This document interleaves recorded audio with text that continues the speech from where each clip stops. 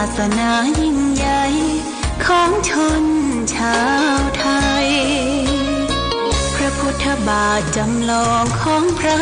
สัมมาองค์พระศาสดาพุทธบูชากราบไหว้องค์พระเจ้าฝางอุดมศิลป์ผู้สร้างสรรค์มานานไกลนามอุดมก้องไปสมในฉายาก่อนเป็นวัดร้างโบราณสืบสาน2524พระมหาราชครูเกษราปัญญาปรมาติกาจารย์จากวัดดับภัยเชียงใหม่สืบสานเวลาผ่าน131 ปีนานไกลวัดพระบาทอุดมรุ่งเรืองงามตาเจ้านายบุญธาวงศาข้าหลวงบวงเชียงใหม่ปกครองหัวเมืองฟ้าทุ่มเทแรงกายแรงใจทุกชาติพันธุ์รวมใจรักษามัคคี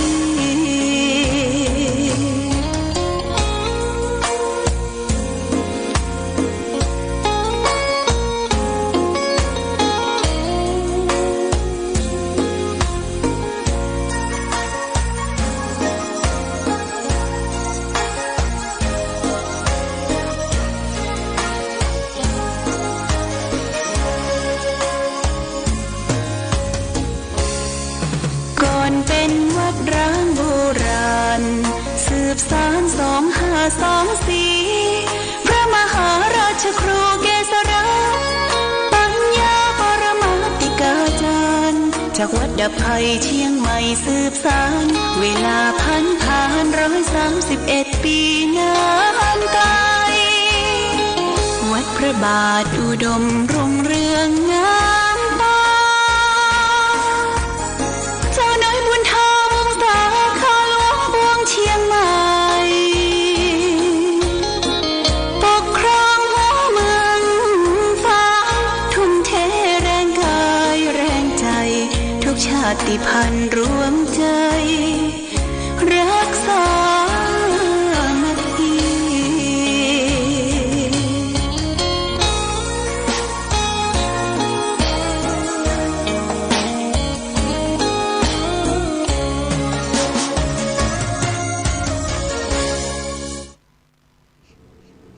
เจริญสุขศรัทธาสาธุชนญาติโยมท่านพุทธบริษัททั้งหลายวันนี้รายการธรรมะประทีปส่องต่างก็ได้มาพบปะกับพ่อแม่พี่น้องศรัทธาสาธุชนญาติโยมแห่งครั้งหนึ่งวันนี้เป็นวันจันทร์ที่16เดือนธันวาคมพุทธศักราช2567ซึ่งตรงกับเดือนอ้ายใต้เดือน1เดือน3เหนือแรม1ค่ำปีมะโรงวันนี้เป็นวันจันทร์เป็นวันเลิกดียามดีเป็นวันสีเหลืองเป็นวันคล้ายพระราชสมภพของพระบาทสมเด็จพระเจ้าอยู่หัวรัชกาลที่9และก็สืบต่อสืบสานมาถึงรัชกาลที่10ก็ผู้คนท่านทั้งหลายพระสงฆ์นิกรก็นุ่งเหลืองห่มเหลืองกันถวายเป็นพระราชกุศลแด่พระองค์ท่านรัชกาลที่9วันนี้ที่วัดพระพุทธบาทอุดมก็จะมีงานสำคัญยิ่งก็คืองานเททองหล่อพระนอน7 เมตร 21 เซนณที่ลานอนุสาวรีย์พระเจ้าฝางพระนางสามผิว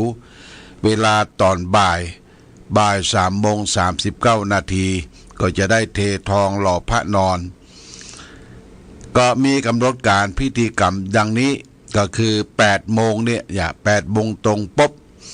ท่านอาจารย์ณภัทรอาจารย์มหาแสงท่านจะได้กล่าวโยง บวงสรวงเจิญเทพเทวดาเทพารักษ์ดวงวิญญาณพระเจ้าฝ่างพระนางสามผิวที่ลานอนุสาวรีย์พระเจ้าฝ่างเพราะฉะนั้นญาติโยมก็อยากจะมาร่วมกันในการบวงสรวงเจิญเทพเทวดาเทพารักษ์ดวงวิญญาณของพระเจ้าฝ่างพระนางสามถินมาคุ้มครองรักษาในงานให้สำเร็จลุล่วงไปด้วยความเรียบร้อยก็เชิญชวน8 โมงหลังจากบวงสรวงแล้วเวลา1 ชั่วโมงนะ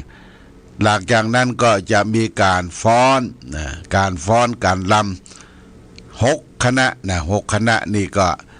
มาจากพี่น้องชาติพันธุ์คณะจังฟ้อนวัดพระพุทธบาทอุดมคณะจังฟ้อนของโรงเรียนบ้านเวียงฝางนี่ก็6 คณะก็จะมาร่วมฟ้อนถวายลำสมโภชในงาน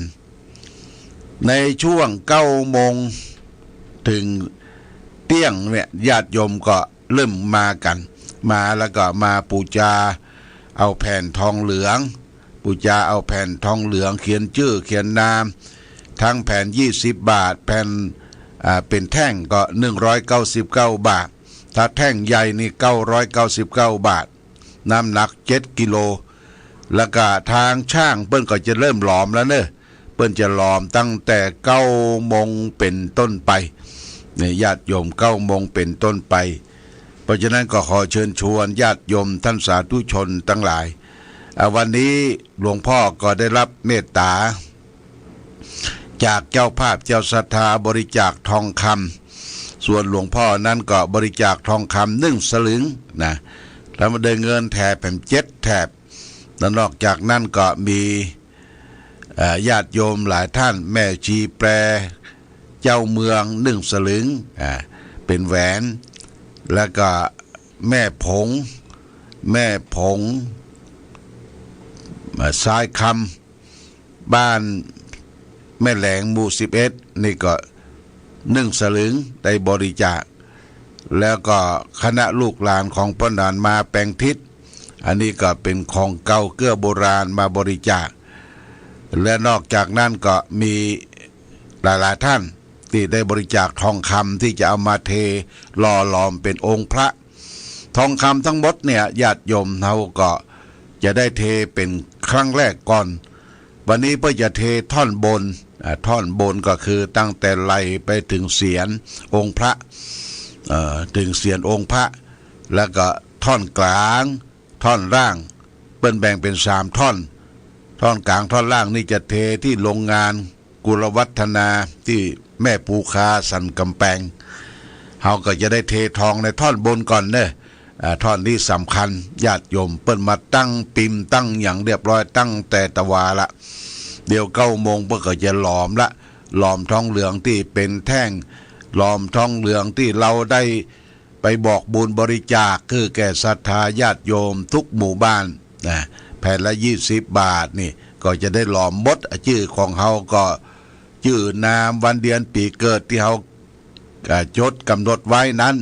ก็จะได้หลอมเป็นตัวองค์พระเฮาได้มีส่วนร่วมในการที่จะได้สร้างองค์พระนอนพระนอนปางปรินิพพานญาติโยมได้ร่วมโดยช่วยกันถ้าภายมีทองคำอาจจะบริจาคเพิ่มเติมก็ได้บัดนี้ก็ได้ประมาณสัก6 สลึงละ6 สลึงก็บาทปลายละนะบาทปลายอันนี้ก็แจ้งญาติโยมท่านสาธุชนทั้งหลายรับทราบวันนี้มีงานอยู่2 งานภาคเจ้านี่จะเดินทางไปร่วมเปิดงานเฉลิมฉลองอาคารสิ่งปลูกสร้างพระเจ้าใหญ่ที่วัดแม่อายหลวงก่อนไปฉันเพลที่วัดแม่อายหลวงเพลแล้วก็จะได้ปิกมาเตรียมงานเขาจะเริ่มตั้งแต่บ่าย 2เป็นต้นไปบ่าย 2พระเจ้าประสงค์มาครบแล้วก็จะได้เจริญพระพุทธมนต์ก่อนเจริญพระพุทธมนต์แล้ววันนี้ได้รับเมตตาจากพระเดชพระคุณพระเทพมังคลาจารย์เจ้าคณะจังหวัดเชียงใหม่เจ้าวาดพระอารามหลวงวัดตาตอนมาเป็นต้นเป็นประธานและได้ทราบเพียรดัตนานิมนต์พระธรรมเสนาบดีรองเจ้าคณะภาค7วัด พระธาตุดอยสุเทพท่านก็จะมาเป็นประธานร่วมหลังจากที่ไปแม่อายแล้วก็จะมาแวะเพราะฉะนั้นขอญาติโยมท่านสาธุชนที่เฮามีกิจกรรมงานร่วมเตรียมงานอย่างโรงทานของคณะสงฆ์ตำบลเวียงเขต1เขต2เขต3และวัดพระบาทอุดมโรงทานก๋วยเตี๋ยวก็จะอยู่ที่หน้าอาคารกศน.เริ่มต้นก่อนอาคารก๋วยเตี๋ยวแล้วก็อาคารโรงทานก๋วยเตี๋ยวแล้วก็โรงทานกาแฟร้อนของชมรมผู้ปฏิบัติธรรมประจำวันเสาร์และก็โรงทานข้าวมีของคุณกนกพิชัยนาบ้านห้วยงูในพร้อมด้วยญาติพี่น้องบ้านห้วยงูในทุกผู้ทุกคนนอกจากนั้นก็จะเป็นโรงทานที่ตั้งไว้มีโรงทานหลายโรงทานได้ติดชื่อติดนามวัดติดชื่อติดนามของตำบลติดชื่อติดนามของเจ้าภาพไว้เป็นที่เรียบร้อยแล้วญาติโยมก็มาร่วมงานในการเททองหล่อพระบ่ต้องกลัวอดกั้นอดอยากลำบากมีน้ำปานะหลายเจ้าหลายตี้เนี่ยมาร่วมกันญาติโยมงานนี้ถือว่าเป็นเจ้าภาพร่วมกันไปมาก่อนก็ช่วยกันจัดแจงแต่งดาดูสถานที่ดูความเรียบร้อยโดยเฉพาะอย่างยิ่งก็ฝากไปยังพ่อหลวงหมู่บ้านพ่อหลวงทวีศักดิ์สุทธเสนาได้จัดลูกน้องป้องป่ายดูห้องน้ำห้องท่าดูความสะอาดดูความเรียบร้อยแล้วก็ได้รับความเมตตาจากสถานีตำรวจภูธรฝางก็ได้จัดเจ้าหน้าที่มาดูแลเรื่องการจอดรถก่อนรางพร้อมโดยหน่วยอาสาตำรวจบ้านของบัวบานบู3ได้ช่วยกันจัดดูแลการจอดรถอาจจะเป็นในวัดพระบาทอุดมวัดจองแป้นวัดจองออกวัดต้นรุงจอดได้ทั้ง3ที่แล้วก็หน้าสนามกีฬาก็จอดได้แต่ถนนช่องกลางนี่เราจะปิดก่อนนะปิดจราจรบ่ให้เดินถนนตั้งหน้าอาคารอนุสาวรีย์พระเจ้าฝางนะตรงหน้านี้เราจะปิดเป็นถนนเรียกว่าโรงทานเต็มไปหมดนะโรงทานเต็มไปหมดอันนี้ก็แจ้งญาติโยมท่านสาธุชนทั้งหลายไปมีส่วนร่วมที่จะได้จัดตั้งโรงทานจัดทำบุญสูนตานก็มาก่อนเวลาหลวงพ่อจะไปที่วัดแม่อายหลวงก่อนแล้วก็จะปิกมาอันนี้ก็แจ้งกำหนดการญาติโยมท่านสาธุชนทั้งหลายได้รับทราบเป็นฐานเบื้องต้นในประมาณเวลาเต้าอี้ก่อนเพราะว่าจะต้องเตรียมงานหลายอย่างโอกาสนี้ขออำนวยอวยใจเชิญชวนทุกท่านได้มาร่วมเททองหล่อพระนอนปางปรินิพพานปางที่จะมีความสุขพระพุทธเจ้าปรินิพพานอายุ80ปีเฮาจะได้มาหล่อมีส่วนร่วมได้ช่วยกันได้ปูจาเอาแผ่นทองเหลืองเขียนชื่อเขียนนามได้ปูจาเอาแท่งแผ่นทองแท่งละ199ทั้งใหญ่ก็999มาเขียนชื่อเขียนนาม9 โมงนี่เปิ้นจะหลอมละญาติโยม9 โมงจะหลอมละบืดที่จะเททองมีทองคำมีทองคอบมีทองเก่าตั้งหูสร้อยมือแหวนยังก็เอาลงเบ้าหลอมได้จะไปองค์อยู่ในองค์พระพุทธเจ้าปางปรินิพพานเขาจะได้โชคดีตลอดปีตลอดกาลมีอายุมั่นควรยืน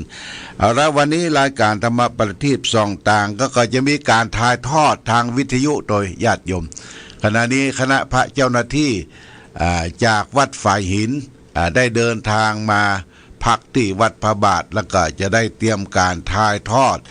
วิทยุชุมชนคณะสงฆ์อำเภอฝางแล้วก็แผ่ไปยังเครือข่ายของคณะวิทยุชุมชนในที่ต่างๆโซนทางภาคเหนือเปิ้นได้รู้ได้ทราบว่าเราได้ทำกิจกรรมอันสำคัญยิ่งคือได้หล่อพระนอนปางปรินิพพานเพื่อจะได้นำไปประดิษฐานณที่พุทธมณฑลจังหวัดเชียงใหม่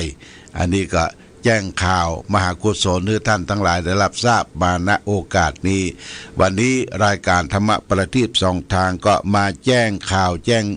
มหากุศลญาติโยมทั้งหลายรับทราบก็ถือโอกาสลาจาก ศรัทธาสาธุชนไปก่อนจะได้มาพบกันในภาคบ่ายที่ลานอนุสาวรีย์พระเจ้าฝางโอกาสนี้ก็ขออำนวยอวยใจทุกท่านได้มีความสุขความเจริญความรุ่งเรืองความวัฒนาถาวรอยู่ดีมีสุขทั้งกายทั้งใจเหมือนกันทุกท่านทุกคนโดยเทอญ